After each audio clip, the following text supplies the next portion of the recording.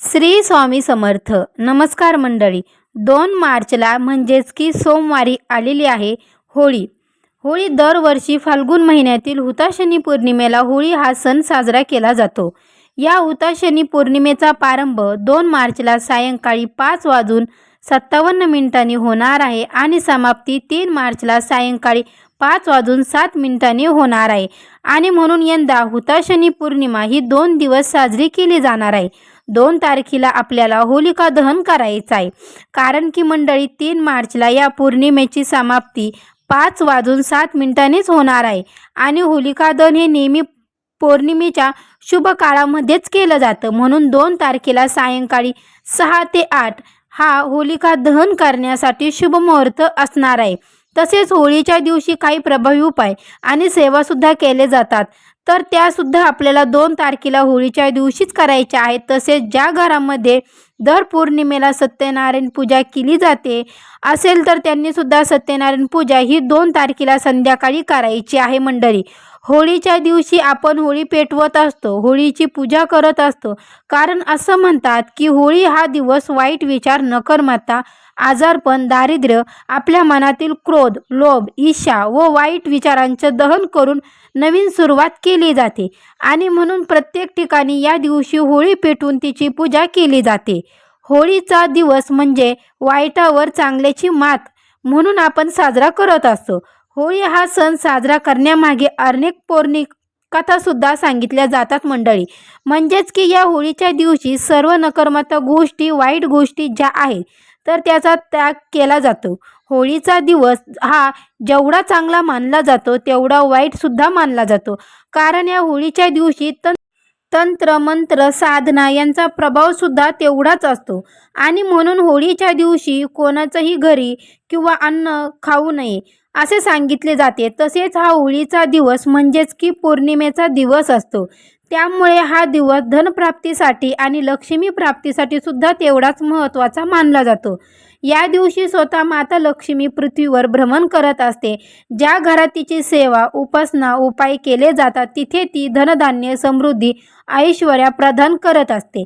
आणि म्हणून या होळीच्या दिवशी लक्ष्मी प्राप्तीसाठी सुद्धा काही प्रभावी उपाय जे आहेत तर ते केले जातात. आज व्हिडिओमध्ये मी तुम्हाला एक अतिशय प्रभावी असा उपाय सांगणार आहे. सोमवारी होळीच्या दिवशी तुम्हाला 5 रुपयाचे नाणे अशा ठिकाणी ठेवायचे आहे. यामुळे आपल्या घरात चाहू बाजूनी पैसा, धनसंपत्ती येऊ लागेल. घरातील पैशाची सर्व आर्थिक अडचणी दूर होऊन 7 पिढ्यांचे दारिद्र्य हे नष्ट होईल आणि घरात इतका पैसा येईल की गरिबीही नावाला उरणार नाही. तर असे हे 5 रुपयाचे नाणे कुठे ठेवायचे आहे, हा उपाय कसा करायचा आणि कोणत्या वेळेत करायचा याबद्दलची संपूर्ण माहिती या व्हिडिओमध्ये मी तुमच्यासोबत शेअर करणार आहे. त्यामुळे तुम्ही हा व्हिडिओ स्किप न करता शेवटपर्यंत नक्की पहा. चॅनलवरती जर नवीन असाल तर सबस्क्राईब करा आणि असेच माहितीपूर्ण नवनवीन व्हिडिओ पाहण्यासाठी बेल आयकॉनलाही प्रेस करा. म्हणजे जेव्हा कधी मी नवीन व्हिडिओ अपलोड करेल त्याचं नोटिफिकेशन सर्वात अगोदर तुम्हाला भेटेल आणि तुम्ही एकही व्हिडिओ मिस करणार नाही. तसेच हाईप बटनाला देखील क्लिक करा. आज या व्हिडिओमध्ये मी तुम्हाला जो उपाय सांगणार आहे तर हा उपाय आपल्याला सोमवारी होळीच्या दिवशी म्हणजेच की उद्या संध्याकाळी करायचा आहे. त्या अगोदर तुम्ही कमेंट बॉक्समध्ये जय माता लक्ष्मी लिहायला विसरू नका, जेणेकरून माता लक्ष्मीची तुमच्या घरावर, तुमच्या मुलांबाळावर भरभरून अशी कृपा होईल.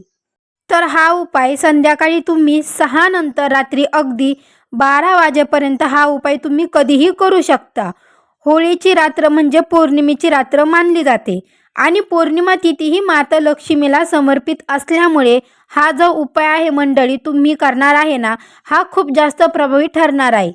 या उपायाचा तुम्हाला निश्चितच फळ प्राप्त होणार आहे. जर तुमच्या आयुष्यामध्ये काही आर्थिक, मानसिक किंवा काही अडचणी किंवा संकटे, अडथळे सुरू असतील तर ते सर्व या उपायाने दूर होऊन तुमच्या आयुष्यामध्ये सुखाचे दिवस येऊ लागतात.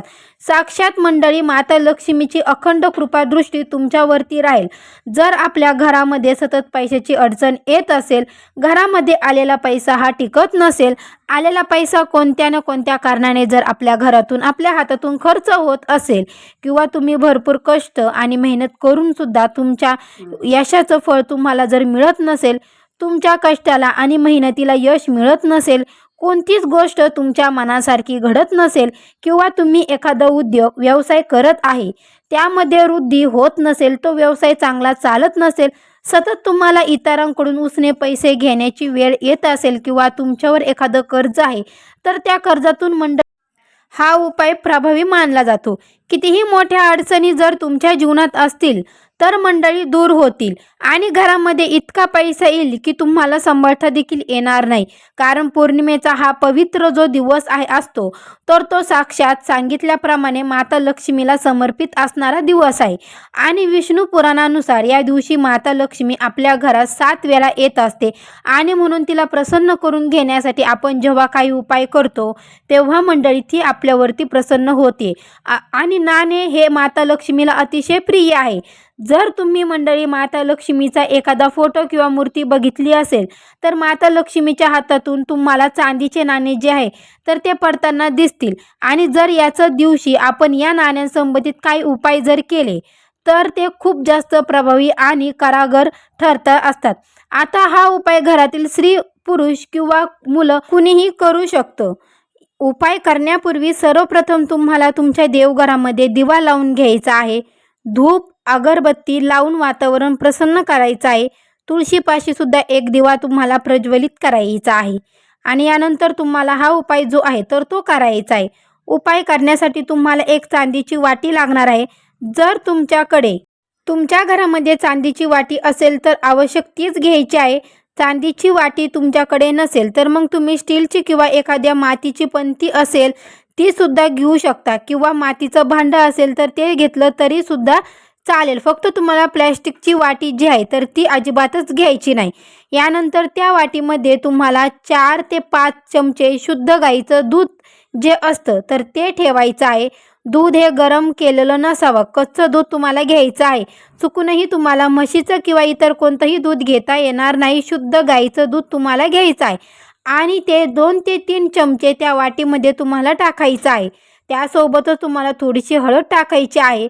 चिमूटभर हळद टाकली तरी चालेल. आणि त्यानंतर थोडीशी खडीसाखर जी असते ती आपण प्रसाद म्हणून वापरतो ना तर ती तुम्हाला थोडीशी खडीसाखर टाकायची आहे. जर मंडळी तुमच्याकडे खडीसाखर नसेल तर तुम्ही घरामध्ये जी साधी साखर चहासाठी वापरतो ती घेतली तरी सुद्धा चालेल. व्यवस्थित तुम्हाला ते मिक्स करून घ्यायचं आहे दुधामध्ये. यानंतर तुम्हाला 5 रुपयाचं एक नाणं घ्यायचं आहे. स्वच्छ धुवून काढायचं आहे. गंगाजल असेल तर मंडळी गंगाजलने धुवायचं आहे, नसेल तर साध्या पाण्याने धुवून काढायचं आहे. आणि यानंतर हे नाणं जे आहे तर ते तुम्हाला त्या दुधामध्ये त्या वाटीमध्ये टाकायचं आहे. यानंतर ही जी वाटी आहे तर ही वाटी तुम्हाला आपल्या बाल्कनीमध्ये किंवा टेरेसवरती किंवा खिडकीमध्ये जिथे चंद्रप्रकाश पडतो तर त्या चंद्रप्रकाशामध्ये तुम्हाला ही जी वाटी आहे तर ती ठेवायची आहे. फक्त चंद्रप्रकाश जो आहे तर तो त्या दुधावरती पडेल, त्या वाटीवरती पडेल. अशा पद्धतीने तुम्हाला ही दुधाची वाटी जी आहे तर ती चंद्रप्रकाशामध्ये ठेवायची आहे. पौर्णिमेच्या दिवशी चंद्र हा 16 कलाने परिपूर्ण असतो आणि या वेळेला ज्या काही सकर्मता लहरी आहेत, लक्ष्मी तत्व जे आहे तर ते मंडळी खूप जास्त प्रमाणामध्ये जागृत असते. या दिवशी चंद्रप्रकाशातून अमृताचा वर्षाव होत असतो आणि जेव्हा आपण ही वाटी चंद्रप्रकाशामध्ये ठेवतो तेव्हा ते नाणे सुद्धा होत असतं. ही वाटी तुम्ही चंद्रप्रकाशामध्ये ठेवल्यानंतर मंडळी 1 ते 1.5 तास तशीच तुम्हाला चंद्रप्रकाशामध्ये ठेवायची आहे. यानंतर त्यावरती मंडळी तुम्हाला एक झाकण घालून ती वाटी तिथेच रात्रभर तुम्हाला चंद्रप्रकाशामध्ये ठेवायची आहे. दुसऱ्या दिवशी सकाळी लवकर उठायचं आहे. अगदी 6च्या अगोदरच मंडळी तुम्हाला उठायचं आहे. उठल्यानंतर त्या चांदीच्या वाटीमधून तो 5 रुपयाचा सिक्का जो आहे तर तो तुम्हाला काढून घ्यायचा आहे आणि तो स्वच्छ धुवून काढायचा आहे. यानंतर हे जे दूध असणार आहे हे दूध तुम्हाला पिंपळ वृक्षाला अर्पण करायचं आहे. तुमच्या घराजवळ पिंपळ वृक्ष नसेल तर तुळस सोडून तुम्ही कोणत्याही झाडाला हे दूध अर्पण करू शकता. यानंतर स्वच्छ स्नान करून झाल्यानंतर तुम्हाला तुमच्या देवघरातील देवांची पूजा अर्चा करून घ्यायची आहे.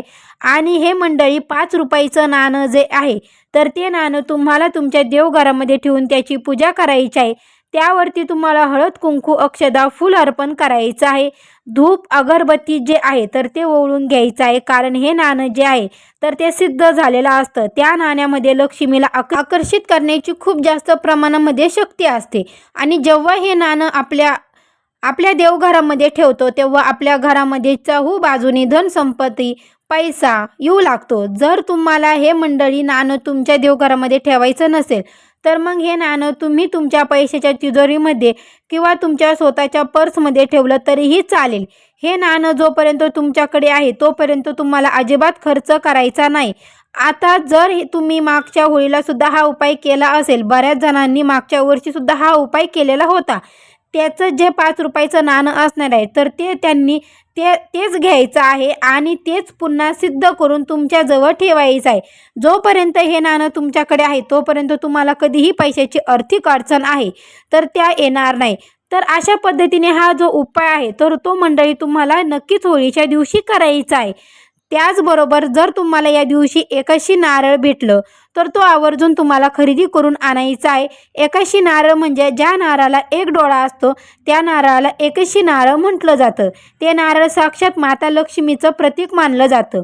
या दिवशी असं नारळ जर तुम्हाला भेटलं तर ते घरी आणायचं आहे मंडळी. आपल्या देवघरासमोर ठेवून त्याची देखील पूजा करायची आहे. एका लाल कपड्यामध्ये बांधून तो नारळ तुम्हाला तुमच्या पैशाच्या तिजोरीमध्ये ठेवायचा आहे. ज्या घरामध्ये होळीच्या दिवशी एकेकशी नारळ आणून त्याची पूजा केली जाते त्या घरात कधीही गरिबी आणि दारिद्र्य ही प्रवेश करत नाही. त्या घरातील सर्व दोष नकारमात्ता अडचणी दूर होते आणि घराची आर्थिक स्थिती जी आहे तर ती मजबूत राहते. आणि म्हणून या दिवशी तुम्हाला हा नारळ कुठे भेटेल तर नक्कीच खरेदी तुम्ही करू शकता. तर ही अत्यंत महत्त्वाची माहिती मला तुमच्यापर्यंत शेअर करायची होती. व्हिडिओ तुम्हाला आवडला तर लाईक करा, चॅनलवरती नवीन असाल तर सबस्क्राईब करा आणि हा व्हिडिओ आपल्या मित्रपरिवारांसोबत जास्तीत जास्त